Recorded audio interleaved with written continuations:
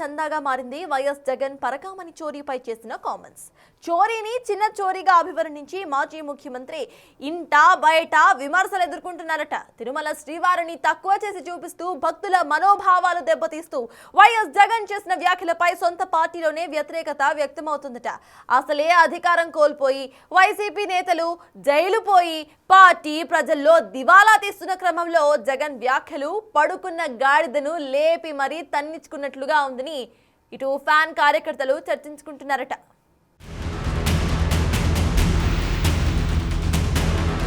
పరకామణి చోరీపై వివాదాస్పద వ్యాఖ్యలు, జగన్ కామెంట్స్ పై దుమారం, వైఎస్ అధినేతపై సొంత కార్యకర్తల ఆగ్రహం, పరకామణితోనే పరాచకాల అంటూ ఫైర్.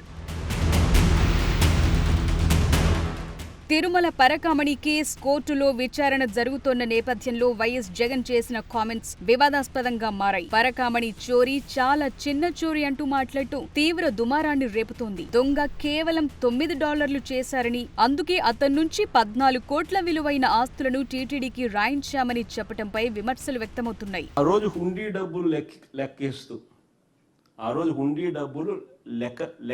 లెక్కిస్తూ చిన్న చోరీ 9 నోట్లు, $9 వర్త్ 72,000 ఇండియన్ కరెన్సీ, $9 నోట్. అది చోరీ, లెక్కిస్తూ చోరీ. ఆ దొంగను పట్టుకున్న పోలీస్ అధికారి మరణించేలా చంద్రబాబు వ్యవస్థను దిగజార్చాడు. ఆశ్చర్యం ఇది. 72,000 విలువ చేసే $9 నోట్లను చోరీ చేస్తుండగా ఆ దొంగను పట్టుకోవడం నేరం అవుతుందా? నేను అడుగుతా ఉన్నా, ఆ దొంగను పట్టుకోవడం నేరం అవుతుందా? దీనికి ప్రాయశ్చిత్తంగా ఆ దొంగ కుటుంబ సభ్యులు 14 కోట్లు విలువైన వారి ఆస్తులను వారు దేవుడికి ఇవ్వడం తప్పవుతుందా?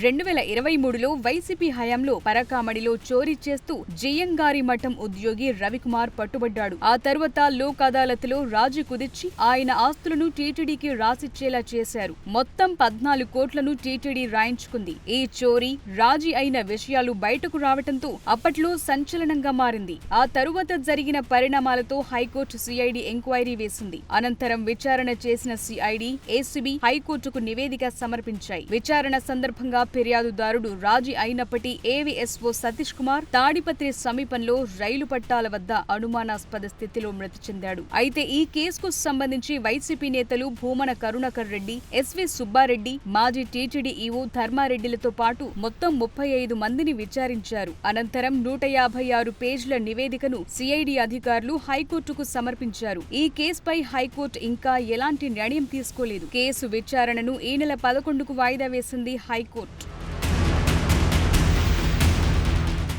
అయితే ఉన్నట్టుండి వైసీపీ అధినేత జగన్మోహన్ రెడ్డి పరకామణిపై సంచలన వివాదాస్పద వ్యాఖ్యలు చేశారు. పరకామణి కేసును చాలా చిన్నదంటూ మాట్లాడారు. కేవలం $9, వాటి విలువ 72,000 ఉంటుందంటూ దొంగను సమర్థించేట్లుగా చెప్పారు. అంతేకాదు దొంగ నుంచి 14 కోట్ల ఆస్తులను టీటీడీకి రాయించామని గుర్తు చేశారు. అసలు పరకామణిలో చోరీని కనిపెట్టింది తమ హయాంలో అని, అంతకు ముందు నిరంతరం చోరీలు జరిగాయంటూ ఒక్కసారిగా బాంబు పేల్చారు. ఇక పులివెందుల పర్యటనలో అయితే ఏకంగా అదేదో గుడంటూ తిరుమల ఆలయం, తిరుమల శ్రీవారిని అవమానించే విధంగా మాట్లాడటం వివాదాస్పదంగా మారింది.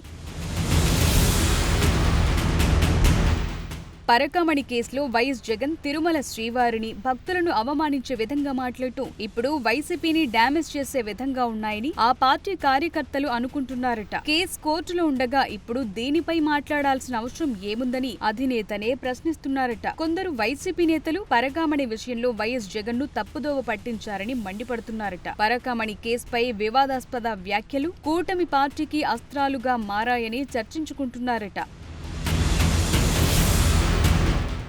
జగన్ వ్యాఖ్యలు ఏపీలో రాజకీయ నేతలతో పాటు హిందూవాదుల నుంచి కూడా వ్యతిరేకత వ్యక్తమవుతోందట. శ్రీవారంటే జగన్ కు భక్తి లేదు, భయము లేదంటూ వ్యంగ్యంగా మాట్లాడుకుంటున్నారట. భవిష్యత్తులో ఆలయంలో చోరీ చేస్తే వైసీపీ నేతలే రాజీలు చేయించి కేసులు లేకుండా చేస్తారని బీజేపీ నేతలు సెటైర్లు వేస్తున్నారట. పరకామణి చోరీని చిన్న చోరీ అంటూ జగన్ చేసిన వ్యాఖ్యలు సెల్ఫ్ గోల్ అని అనుకుంటున్నారట.